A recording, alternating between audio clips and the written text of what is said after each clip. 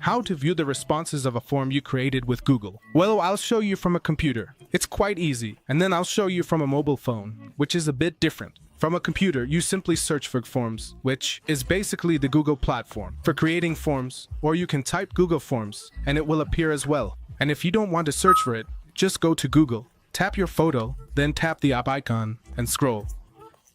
Here you go and enter the section that says Forms, which is almost at the bottom. Click there, and it will take you to the next page. Here, you simply need to keep in mind that at the top right, you must be logged into the account with which you created the form. If you don't have that account, you obviously won't be able to view the responses. So, in my case, I'm just going to enter here, access a form, and once I enter the form, the responses will appear at the top. Once I'm in, I will see what people responded.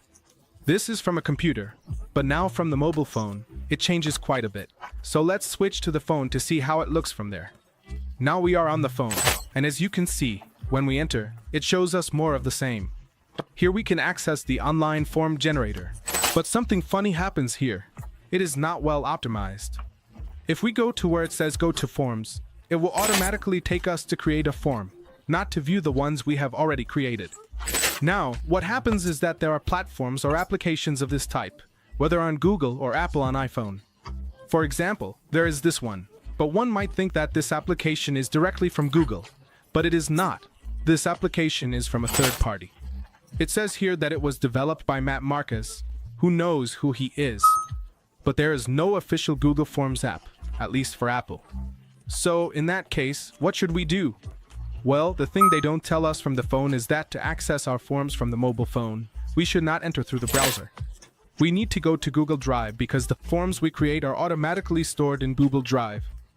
Regardless of whether you have never used this service, you can search for this application that appears here or even go directly to Google Drive from your mobile phone. This application is directly from Google, so there would be no issues regarding security. These are your data that are already properly within Google. You are going to enter Drive and you will notice that there are some files with a purple icon. So those files are the forms that you have created it. So if I click here on attendance confirmation, you will see that it will open in the browser. I will set it to open by default, and when I open it, it will load the same page that I had loaded but on the computer.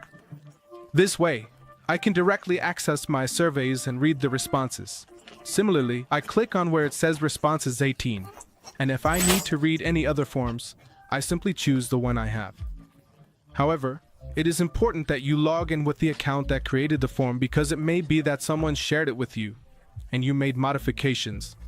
But it does not appear here because the person gave you editing permissions but not access to it from here. Therefore, it may not show up because you are not the owner of that file. Now, if it does not appear here and it was shared with you, what you can do is go down to where it says shared with me. And that basically means sharing. So these are shared files that people can send you. Based on that, you can access here and modify that form that appears for you.